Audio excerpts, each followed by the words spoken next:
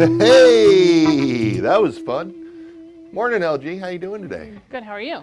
I am kicking ass and taking names, for sure. Are you now? Although I just realized I'm wearing my reading glasses and not my actual glasses. I hate when I do that. That's such a bummer. Such a weird vibe. Like usually, But nobody you know, would know if you were. I know, but I know. And now everything is all weird and fuzzy on the edges because I did that. Hello, everyone, and welcome to the Reverend Guitars Circle R Ranch. I am Mr. Ken. I hold in my hands this absolutely gorgeous Pete Anderson PA1 in satin black. Introduced prototypes made in 2006 and 7. It introduced into the line in 2008. Yep. And this color, the satin black, was the color of choice for Mr. Pete. Wanted to do a satin black to evoke some hot rod stuff, and of course that satin natural to show off the beautiful sweet top. And we have been offering this guitar with P90s in those two colors ever since. There have been a few limited runs with the P90s over the years. Notably, there were some orange ones done for Wildwood back in 2010. One of our first, if not the first, custom color run for Wildwood guitars was the orange PA1s. And then the first time that I went to Wildwood to film in the Wildwood lair was with Pete Anderson back in 2010 in those orange guitars. Is that when you met Greg? Pete, Greg didn't come around until a few years after that. Okay. Yeah, I don't know if he was regularly doing stuff for Wildwood back in 2010 or not. I'm not sure. I didn't really sit down with Greg until we did this stuff with,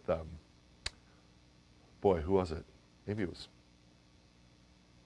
Kyle and Bob, or Kyle and. I thought it was before that you sat down with Greg. I thought you and Greg did a thing before you brought Kyle and Bob into it. Yeah, maybe we did.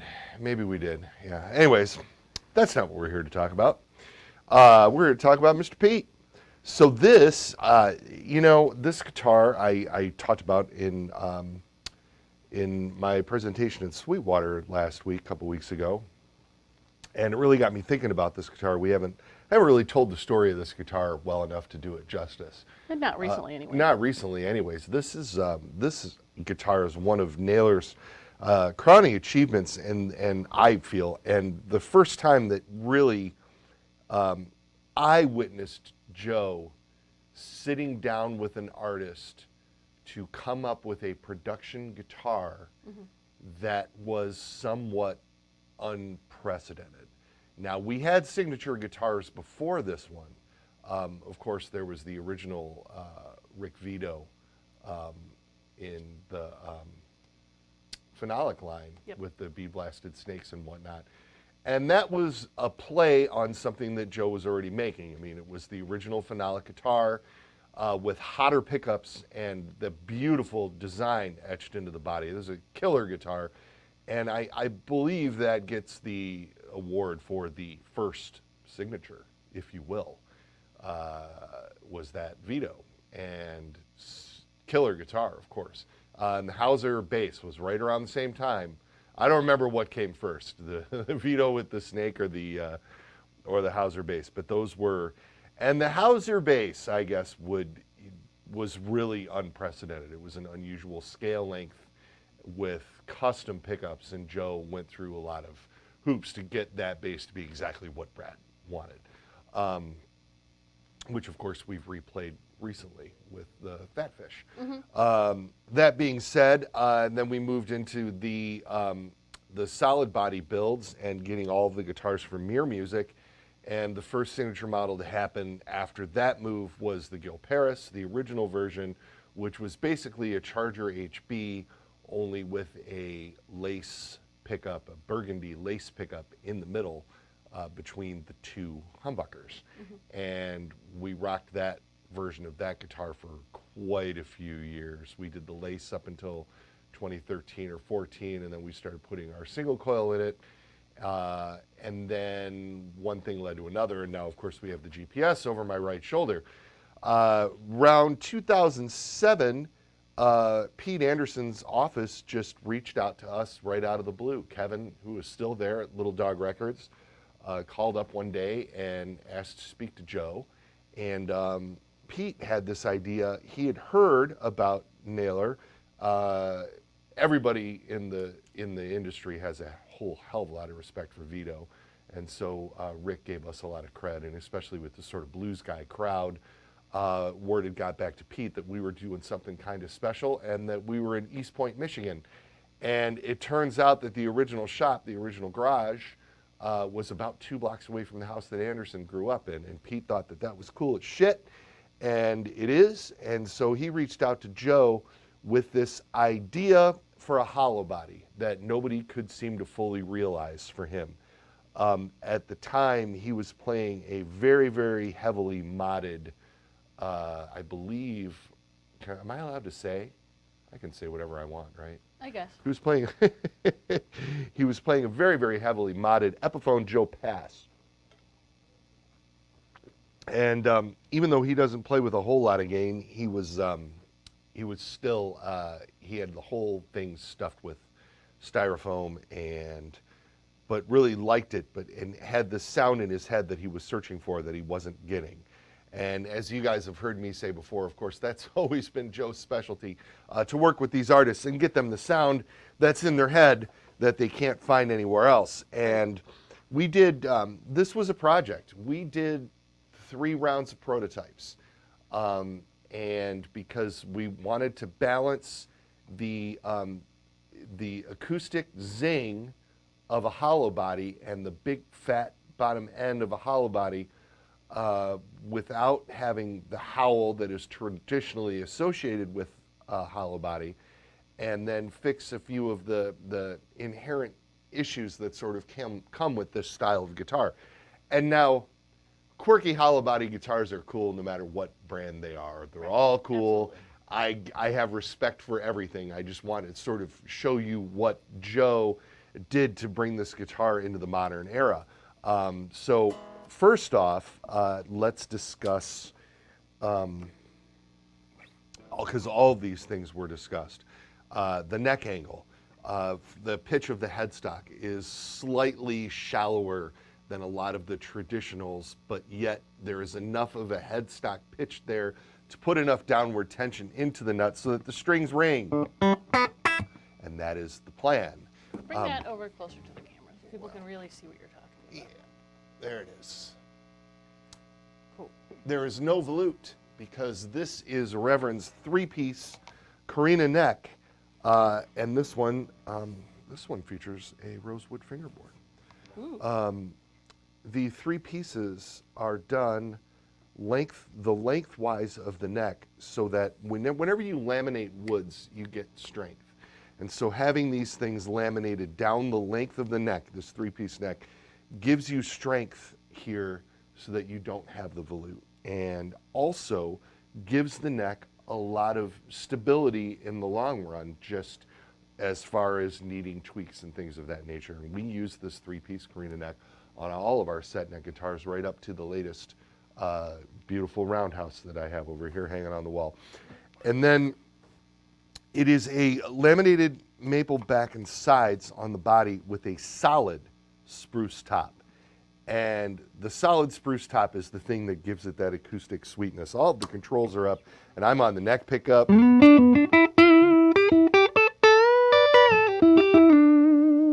And I am running nothing. The amp is running dry. I don't have any pedals on.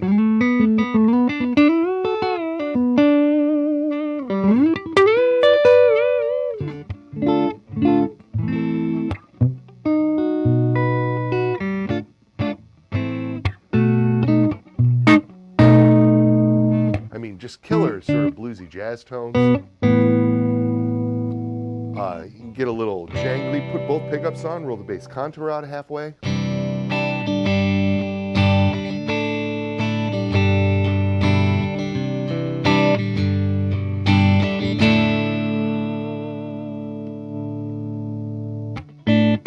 And that's where that spruce top really comes into play. It gives it that upper mid-range sort of snap. And then we went with Naylor's P90s, which this is the Alnico version. We did this with ceramic P90s for a number of years, and Joe has always had this idea that You use a stronger magnet and less windings around the coil to reduce the noise floor of the traditional P90s on the Anderson models. These are nickel covers. And I want you to keep in mind that this guitar has nickel hardware, and most of the Reverend stuff is chrome, but Pete specified nickel because he likes the patina. So as opposed to chrome, which just stays shiny forever, the nickel sort of gets that sheen over the top of it. And then the satin finish as well.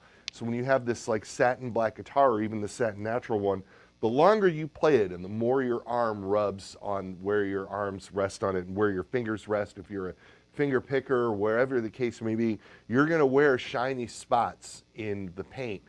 And that is by design, because this guitar is going to move into, this is a guitar that's meant to be played. And Pete wants it to look like it's being played. And so he chose these sort of things on purpose so that, after playing this guitar for a couple of years, it's going to have all of this sort of, this coolness, this like sort of wear. You want to check out a cool one, check out Jeremy Porter's PA1. Oh, yeah. Because he's played out with that. And you know what?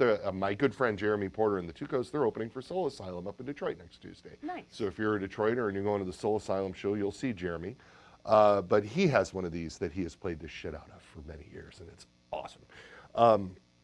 So all that being said, that was the choice on that, but I haven't really even gotten to the big thing yet. I'm still talking about cosmetics. The binding with this is sort of this punched F-hole look, which is why there's this little bit of wood here in the F-holes, because it's meant to sort of harken back to the cheap guitars of the 60s where they actually punched the top. Now this is carved out, and this is a solid spruce top. It's not exactly how those were done, so we bound it to sort of make it stand out a little bit more. And I think that's really, really cool. So that you can see, because this is a really cool detail that I don't think we talk about enough. I just think that is fabulous. What makes the feedback threshold a little bit higher than normal is this, the idea of the unibrace. And this is the thing that Joe came up with that really sets this guitar apart from other guitars like it at any price range. There's nothing like this. So there is about a 3/4 inch wide block of carina that comes out from the top of the neck joint and just runs under the top of the pickups, and then does an L here under the bridge so that we can mount the bridge onto a solid piece of wood. And again, Penny, help me out here. Am I in the shot? Yeah, you can kind of see it there. So there's not like a floating bridge on this guitar that would move around when you're playing or changing strings. It is mounted, the bridge is mounted right into the body, and this is of course our roller bridge. So what this does is that block of wood goes top to back, right? And it prevents air movement from the bass side to the treble side of the guitar when you're playing at high volumes, and it's that air movement that causes that howl. Now, this guitar is not immune to hollow body howl. No, if you plugged it into that. Yeah, right. I took a beautiful picture of it this morning sitting in front of the Nailer and the High Watt, and right. yeah, this guitar into those amps cranked will sound like God. But it'll feed back, because I mean, it's not, the idea is that the feedback threshold is higher, and for the level of gain that Pete plays with, he can control it. And this is of course Pete Anderson's signature model, and that's what we were looking for. This is way different than having like a center block where you're adding a lot of wood. It is completely hollow underneath of the pickups and all the way around the body, so it's still, it's loud when you just sit and play it not plugged in. You can hear the sound coming out of the F-holes, of course. And not only that, but having the bridge attached to the body gives it a little bit more initial attack and sustain. So in keeping with the tradition of Reverend having the bass contour control, this is all the way up. I'm just going to put a little bit of my clone on here. You hear not really enough to change anything, but just to give it just a little grit when I'm digging in with the fingers. You roll that bass contour off, you can mimic, Pete can mimic his solid body tone. It makes for an incredibly versatile instrument. Pardon me. Swallowed funny there, LG. Let me take a little sip of coffee. This is the PA1 P90 in satin black.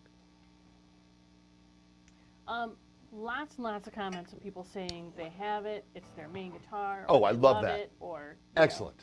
Thank you. Those sorts of things.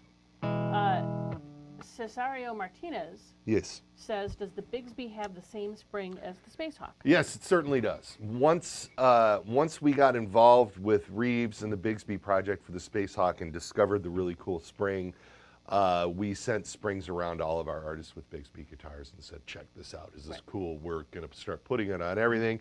Pete was cool with it. Pete and Reeves go back forever. They worked together. They worked together in LA right in the post sort of Bowie era, and they've known each other, but they knew each other before then. They've known each other for a very long time. And this is a little bit of a behind the scenes knowledge, but they are funny together. They're freaking hilarious. They are like brothers. They're close like that, but they're also kind of, they pick on each other like that. Yeah, they do. Yeah, they're hilarious. But they love each other immeasurably. Yeah. So yep. It's neat. Yeah, they have a ton of respect for each other, and they're both monster players and the top of what they do. So, I've been talking to Pete a lot lately. I've been thinking about this guitar a lot lately. Because I talked about it in the presentation, of course. But Pete's back. Pete's playing. He's doing the Moose on Mondays out in L.A. And if you are in the L.A. area, Frank Gethin will tell you. Other people that hang around us here on the internet will tell you.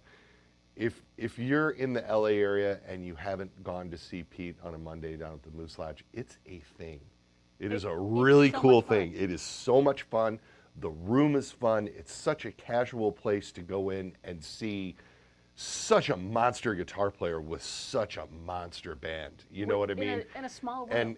And in a small room. And I think, Anderson had done enough hoity-toity kind of high-pressure gigs in his lifetime that, in his sort of working in the studio and I hate to call him semi-retired because Pete always says, I'm not going to do this anymore. Well, no, I'm thinking about going on tour with this person. It's like, Pete, whatever, dude. do what you do. He ain't going to retire.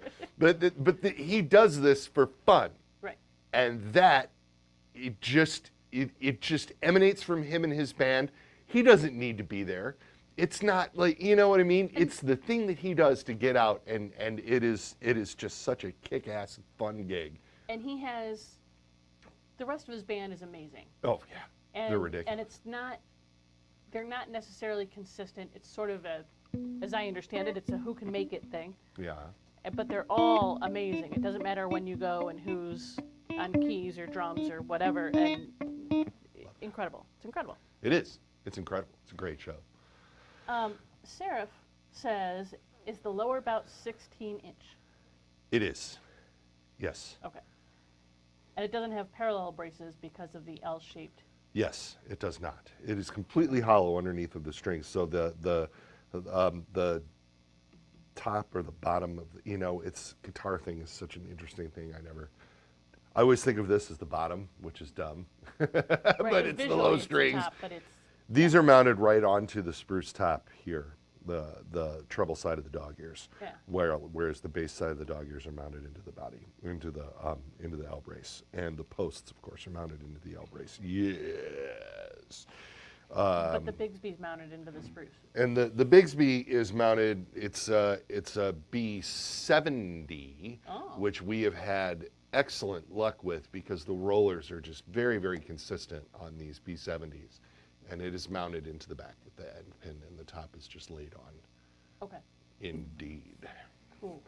Well, yeah, I mean, it is mounted into the top on these two otherwise screws, it would sort of flap around a little bit. You have to have. And some of those do. Yeah. I don't remember which one it is. Johnny Cola, no, it might be the B6 that floats above the. What's that? Johnny Cola is busy this week.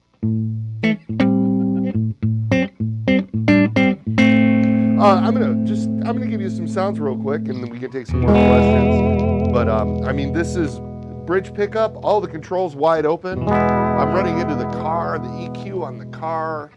let's just put it at 12 o'clock, and let's just give it a touch of reverb from the amplifier. And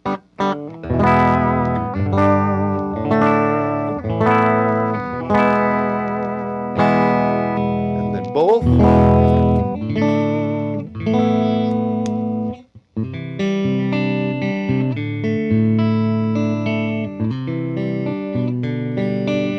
And the neck pickup by itself.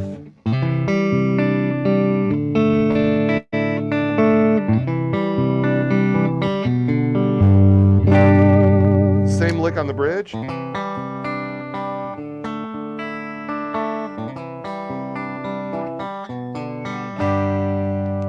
Oh, I don't have a pick. I'm always finger picking. And then I think you guys, would want to hear that.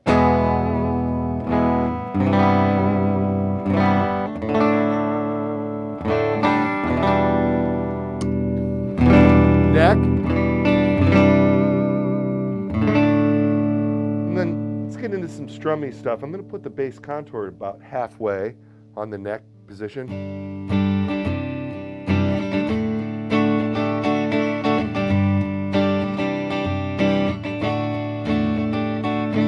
Penny's like, oh God, don't start singing. No. I know that song. Right.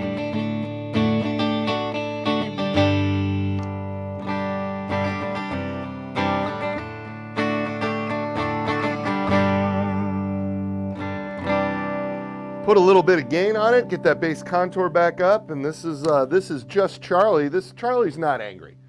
Charlie's just a little salty. That's the neck pickup, both. And the bridge. If you want to hear what happens when Charlie gets angry.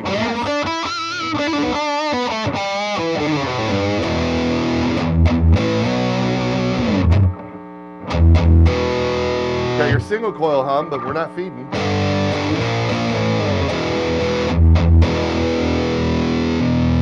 Both pickups, of course, are canceling.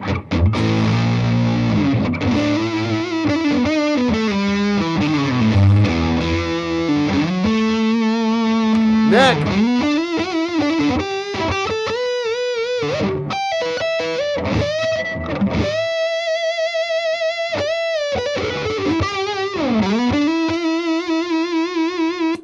What about my buddy at Wonder Effects with that Red Rider pedal? I wonder what the fuzz does. Ooh!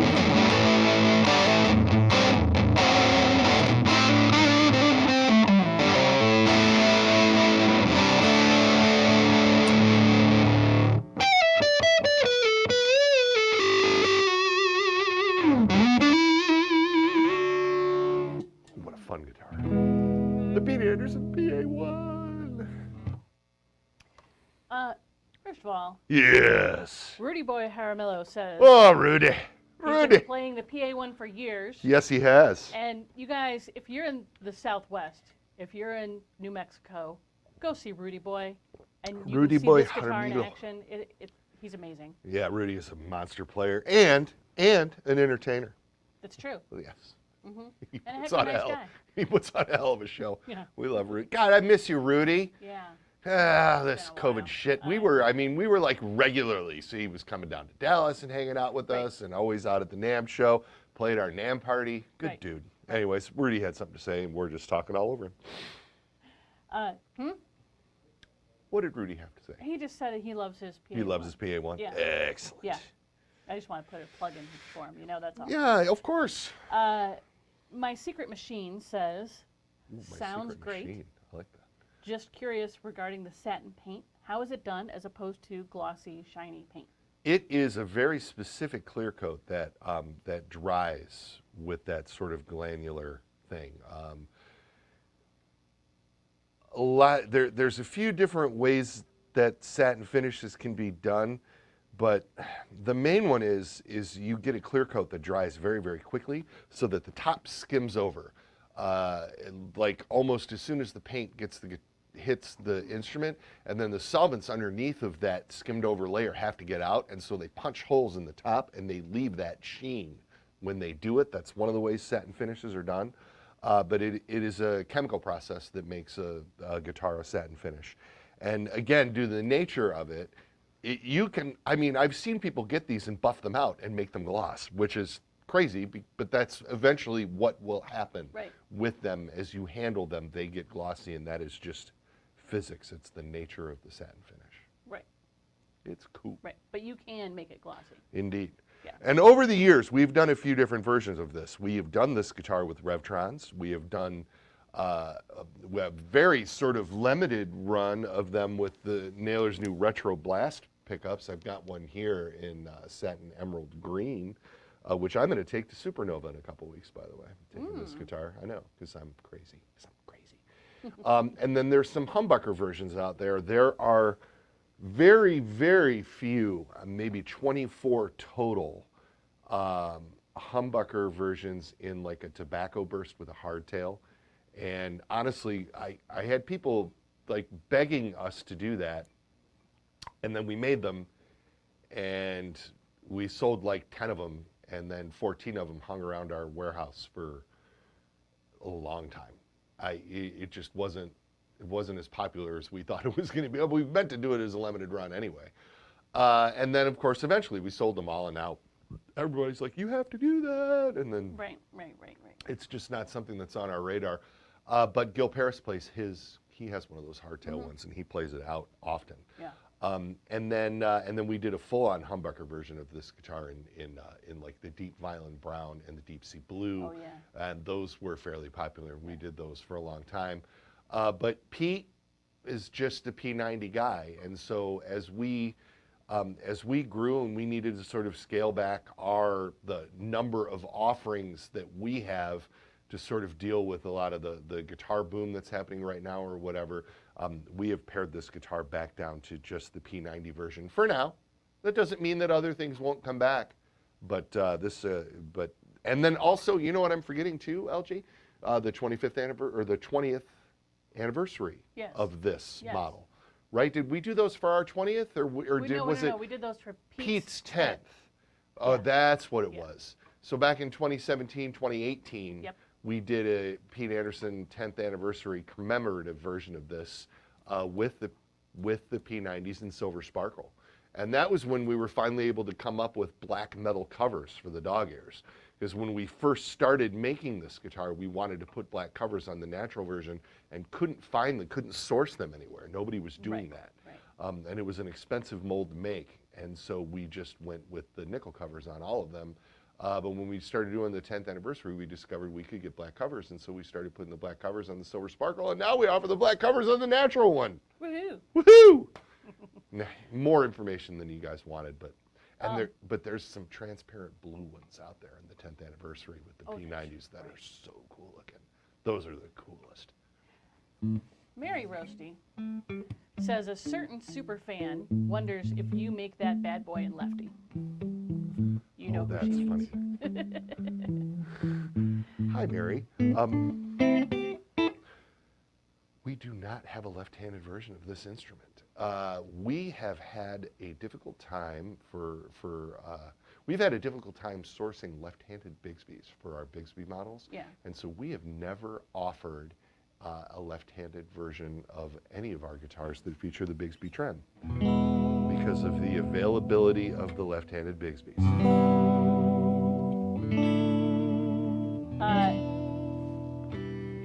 Nathan Capel says, are the F-holes larger than they used to be? Nope. I didn't think so. And Scott says, you mentioned some cool stuff coming out for the 25th anniversary. I did. Can we get a hint or two of what to expect?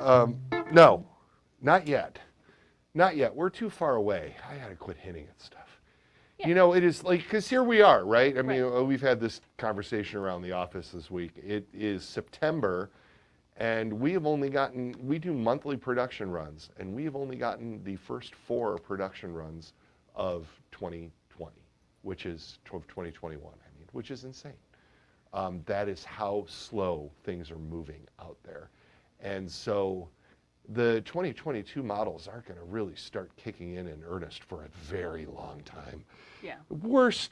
I still have cool stuff that we were going to talk about at the Summer NAMM. NAMM show that we don't have in yet to talk about Right, with we have y'all. something cool on the horizon that should be here soon. And we are going to Oh. do something. We're going to do something new and cool with Pete next year too. Right. He has a prototype on his way to him right now. And of course, this led to us doing so many cool collaborations with Pete. The East Sider T, the East Sider S, the East Sider Baritone, and then something else that's kind of cool that's going to bear the East Sider moniker. Mm-hmm. So many cool things happening. Right.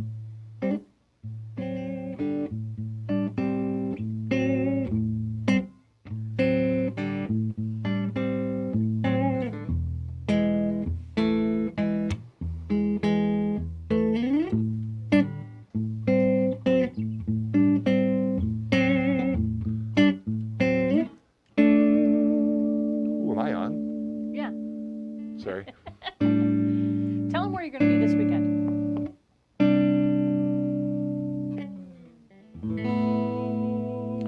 This weekend, I will be at the Caju Cafe on Sunday afternoon in sunny, beautiful Detroit, Michigan, right out there at Mack Avenue and Caju in the Grosse Pointe woods meets farms meets oceans and seas meets Detroit. No It all Grosse Pointe happens oceans. right. It all happens right there at Mack and Caju at the Caju Cafe, home of world famous feather bowling and known for where the Belgians used to hang out in the Detroit area. I don't know why. I don't even know what that means, but it's the hard truth. The Caju Cafe is a blast. It is a legendary Detroit venue. And I'm really excited to take the Zimmerman twins up there and see some of my Detroit friends. So Detroit friends, come out on Sunday afternoon, and if you need details, hit me up on the old Facebooks or the old Messenger or the old whatever. However we communicate with each other, text me. And we'll see you on Sunday afternoon in Detroit. And then next week, if I'm not mistaken, and I don't think I am, the Polka Floyd show is playing at the Village Idiot a week from today, which will be fun. We haven't been at the Village Idiot since the before times. And so I'm looking forward to that. Speaking to Pete Anderson and the East Sider, looking forward to getting out old Ken Haas #1, taking the stage down at the VI. Of course, that guitar will be with me on Sunday at the Caju, too. This is Zimmerman Twins rocker, indeed. And I'll be playing my 58 double 8-string string master. And that's going to be a blast. So a bunch of cool bands, a lot of stuff. Caju Cafe is doing some sort of festival this weekend. A bunch of cool bands playing all weekend long. Zimmerman Twins, Sunday afternoon. And then what do we have coming up, LG? A couple things are coming up Reverend-wise as well. Not this weekend, Labor Day weekend, not next weekend, but the weekend after that, Jay Navarro and the Traders are playing at the Supernova Ska Festival in Virginia Beach, and Reverend will have a small display in the merch area for all the bands. We'll be co-oping with, of course, Jay Navarro and the Traders and our gear, as it were, and records and such in that nature. But we're going to bring a few guitars down there because I think there's about 10 bands that are Reverend artists that are on the Supernova Ska Festival At least. this year, which is awesome. Yeah. And many of them are our good friends. Of course, the Toasters with Tim and Buck, who have been using our stuff forever, and Kristen Forbes is going to be down there, and of course Traders are going to be down there, and I don't know who all else because I can't keep track of all that stuff. I'm hoping that who are our buddies from Philly? I think they're going to be down there this year too, and I'd have to sit and look at the schedule. I should have done that before I sat down here, but maybe my brain's a little swimmy this week. Ragweed, right? Is that what it is? Ragweed. And then wow. So I'm going to be down there with a partial Reverend display and a handful of guitars and T-shirts and stuff like that at the Supernova. While I'm doing that, Zach Ward, our sales manager, is going to be in Akron at Guitar Fest. And he's also going to have a table. We don't have like our big display, folks, and I apologize for that. But as you guys know, it's just been getting the production runs here has been such a pain in the ass that we just don't have a lot of stuff to spare. But we don't want to not be present at the Ohio Guitar Show in Akron, you know. So Zach is going to take a half a dozen guitars down there and hang out at a table and talk to people and do stuff too. So those things are both going on week after next. Pretty cool, huh? Yep. Indeed. So hey, I'm going to let you go because I'm starving. Okay, The little gal and I are going to grab some lunch, and I will see everybody. I'll be in this chair next week, so we'll talk to you all next week. I hope you enjoyed the PA1 show, folks. Everybody have a fantastic weekend.